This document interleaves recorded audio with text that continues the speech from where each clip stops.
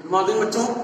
आज क्लास 12 के फिजिक्स में हम वैद्युत द्विध्रुव के कारण उत्पन्न वैद्युत शक्ति तीव्रता का निरीक्षीय स्थिति पढ़ेंगे। इसके पहले हमने कल बताया था अच्छी स्थिति में वैद्युत शक्ति तीव्रता का क्या सूत्र होता है, उसका व्यंजक दिखाया था।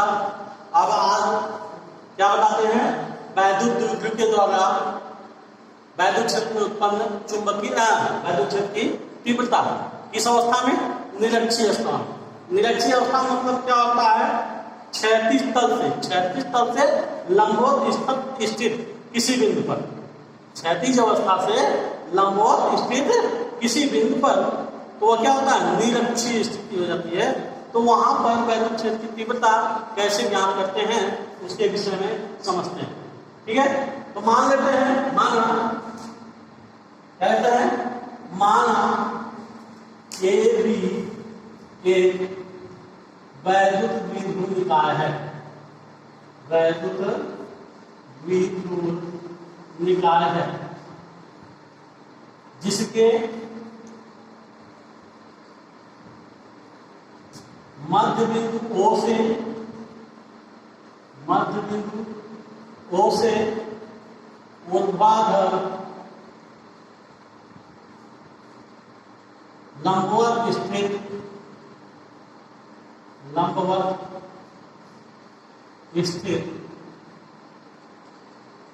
बिंदु P पर वैद्युत क्षेत्र की तीव्रता ज्ञात करनी है।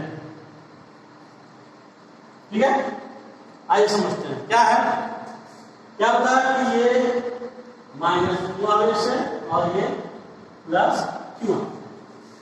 ठीक है, ये क्या है, -q आवेश है और ये क्या है, +q आवेश है। अब क्या रहा है कि क्या हम बनाते, माना ए भी एक वैद्युत द्विध्रुव निकाय है, यानी ए भी एक वैद्युत द्विध्रुव निकाय है। इसका मध्य बिंदु O है, O से r मीटर ऊर्ध्वाधर पर लंबवत पर स्थित बिंदु P है। इस बिंदु P पर वैद्युत क्षेत्र की तीव्रता क्या करनी है, ज्ञात करनी है। अब हम मानते हैं A पर -q आवेश है और B पर क्या है, +q आवेश है। तो यहां से देखेंगे तो -q आवेश से बल लगेगा। ठीक है, -q आवेश पर क्षेत्र की तीव्रता उत्पन्न होगी और +q के कारण भी क्षेत्र की तीव्रता उत्पन्न होगी। हम पहले क्या करते हैं, +q आवेश का, +q आवेश के कारण चुंबकीय वैद्युत क्षेत्र की तीव्रता कितनी उत्पन्न होती है, वही निकालते हैं। क्या होता है, +q आवेश के कारण वैद्युत क्षेत्र की तीव्रता। ठीक है, तो +q आवेश के कारण वैद्युत क्षेत्र की तीव्रता क्या होता है, E1। याद रखिए, जब +q आवेश का निकल रहा है तो ये कहां पर बनेगा, E1 यहां पर बनेगा।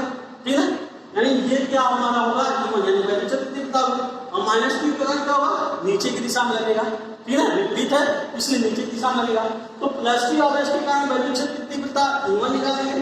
तो फार्मूला क्या होता है, 1/4πε0 q/r²। r² होता है, तो यहाँ पर देखो r हमें निकालना है, तो ये बिंदु A है, A से P तक की दूरी हम कैसे निकालेंगे। सपोज है हम यहाँ पर समझ लेते हैं, ये हमारा क्या है, एक त्रिभुज होता है। ध्यान से देखिए, अगर हम निकालें AOP, अगर AOP को निकालते हैं तो ये क्या बन जाएगा, एक त्रिभुज बन जाएगा। AOP एक त्रिभुज बन जाएगा। जब त्रिभुज बन रहा है और ये दूरी L है और ये दूरी क्या है, R है, और यहाँ देख रहे हैं कि 90 का कोण बना है, यानी ये ऊर्ध्वाधर लंबवत, ये क्या है, लंबवत है, 90 का कोण बना रहा है। जब 90 का कोण बना रहा है, इस पर पाइथागोरस प्रमेय लागू होगा। कौन सा प्रमेय लागू होगा, पाइथागोरस प्रमेय। तो जब पाइथागोरस प्रमेय लागू होगा, ये क्या हो जाएगा हमारा, ये लंब हो जाएगा और ये क्या हो जाएगा, आधार हो जाएगा, और ये क्या हो जाएगा, कर्ण। तो पाइथागोरस प्रमेय के आधार पर क्या होता है फॉर्मूला, कर्ण का स्क्वायर इक्वल टू लंब का स्क्वायर प्लस आधार का स्क्वायर। अब हमें निकालना क्या है, ये दूरी। यानी ये भी कर्व निकालना है। तो कर्व बराबर क्या हो जाएगा, कर्व इक्वल टू अंडर रूट लंब स्क्वायर प्लस आधार स्क्वायर। अब लंब की वैल्यू कितनी है, लंब की वैल्यू कितनी है आर, आर स्क्वायर प्लस आधार की वैल्यू कितनी है एल स्क्वायर।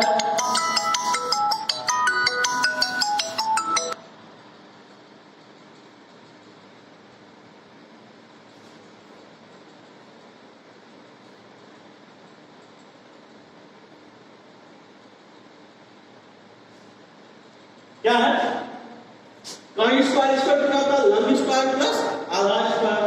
तो कर्व स्क्वायर क्या हो जाएगा अंडर रूट लंब स्क्वायर प्लस आधार स्क्वायर। यहां से निकालेंगे तो लंब की वैल्यू क्या है आर है, तो आर का स्क्वायर प्लस एल का स्क्वायर। एल क्या आर है, ये एल है तो एल स्क्वायर। तो यहां पर कर्व की वैल्यू यानी ये दूरी ए दूरी क्या हो जाएगी हमारी under root R square plus L square का होल स्क्वायर। ठीक है, ये हमारा हो गया इक्वेशन नंबर 1। अब आते हैं दूसरा क्या है माइनस की वाला। तो जितनी दूरी ये होगी, देखो ध्यान से, जितनी दूरी ये होगी उतनी दूरी ये भी होगी। जितनी दूरी कहीं ये भी है कहीं ये भी है। अब अगर ये थीटा कोण है, देखो अगर ये थीटा कोण हम मान लें तो यहाँ पर अगर हम इसको एक क्षैतिज रेखा खींचे, यानी याद ध्यान दें इसके दो घटक होंगे E1 है, T1 के दो घटक होंगे, एक क्या होगा ऊर्ध्वाधर घटक होगा और एक कौन सा घटक होगा क्षैतिज घटक होगा। एक ऊर्ध्वाधर घटक होगा और एक क्षैतिज घटक होगा। तो ये क्षैतिज घटक होगा और ये मान लीजिए कौन सा कोण बना रहा है थीटा कोण बना रहा है। तो थीटा कोण अगर बना रहा है तो ऊर्ध्वाधर घटक क्या हो जाएगा E1 sin थीटा और क्षैतिज घटक क्या हो जाएगा, हम इसको बताते हैं ताकि और स्पष्ट आपको समझ में आ जाए।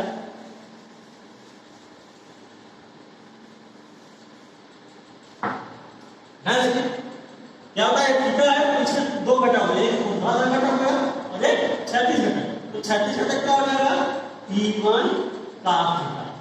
वही वेक्टर हो अगर मान लेते हैं सपोज वेक्टर ए है तो इसके दो घटक होते हैं, एक ऊर्ध्वाधर घटक होता है और एक क्षैतिज घटक होता है। क्षैतिज घटक को क्या करते हैं cos थीटा करते हैं और ऊर्ध्वाधर घटक को क्या करते हैं sin थीटा। तो यहाँ पर क्या होगा वेक्टर E1 के दो घटक हो गए, एक ऊर्ध्वाधर घटक हो गया और एक क्षैतिज घटक हो गया। ऊर्ध्वाधर घटक क्या है हमारा E1 sin थीटा, क्षैतिज घटक क्या है E1 cos थीटा। ठीक है ना।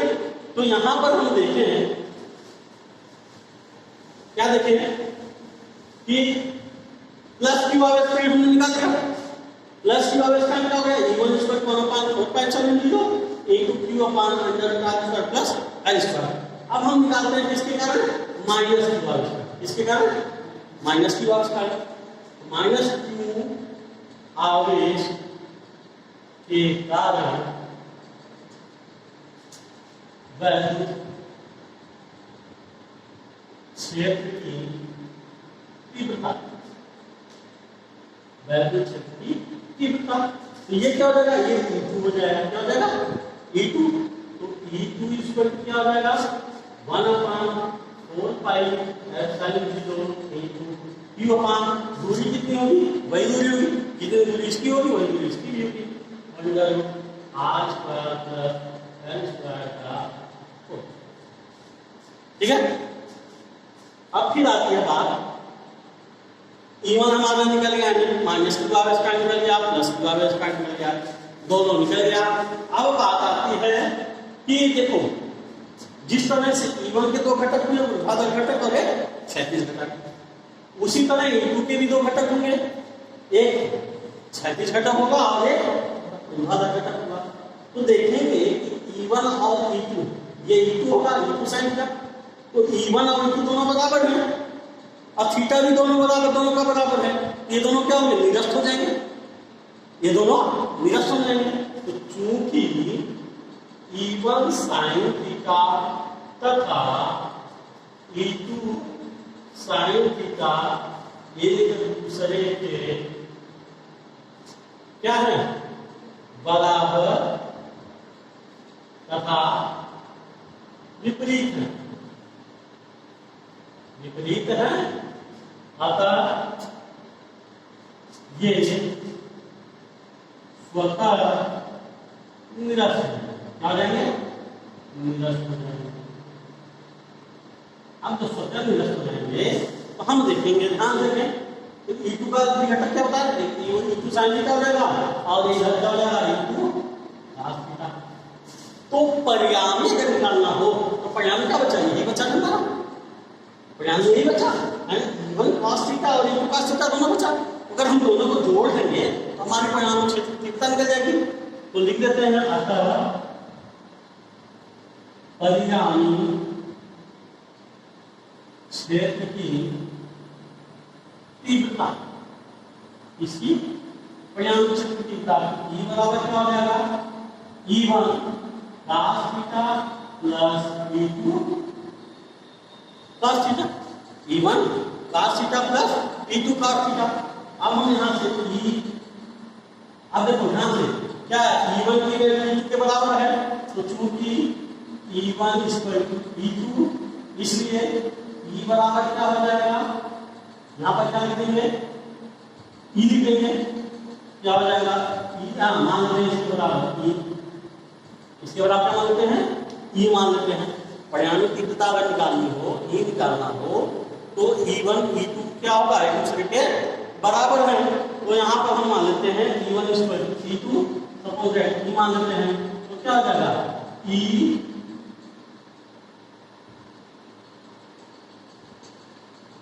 E cos theta plus E cos theta, या E क्या हो जाएगा? E कॉमन ले लेंगे, हो जाएगा 2 cos थीटा, या इसको E1 लिख दें, इसको भी E1 लिख दें, या E1 E2 है तो दोनों को E1 ले लेते हैं, तो E1 2 cos थीटा। अब हम E1 की वैल्यू रखते हैं, क्या रखते हैं? E1 की वैल्यू रखते हैं। E1 की वैल्यू हम रखते हैं, तो आइए देखते हैं क्या होगा E1 की वैल्यू के कारण।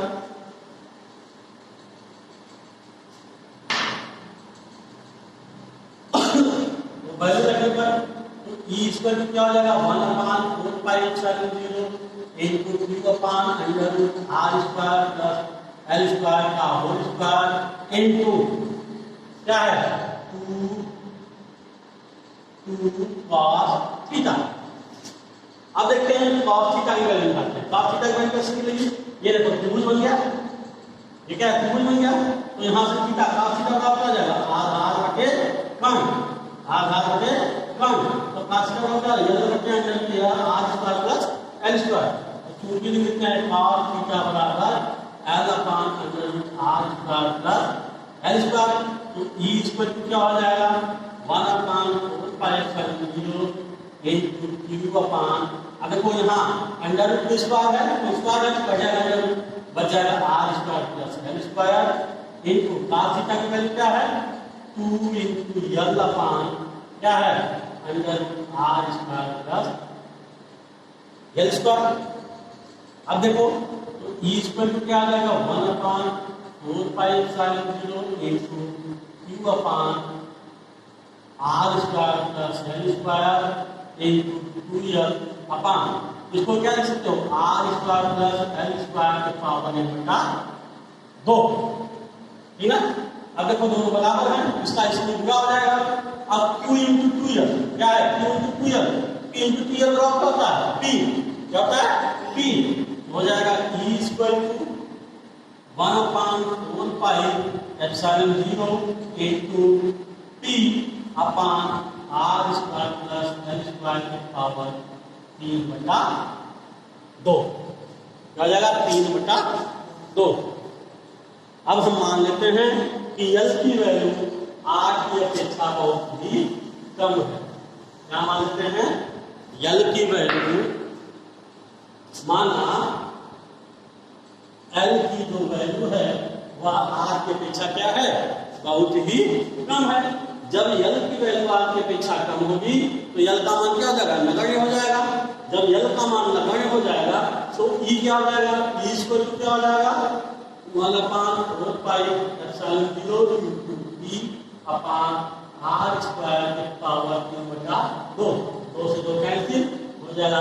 E square 1/4 pi epsilon 0 into p बटे r। ठीक है। ये हमारा निरक्षीय स्थिति में वैद्युत क्षेत्र की तीव्रता का व्यंजक था।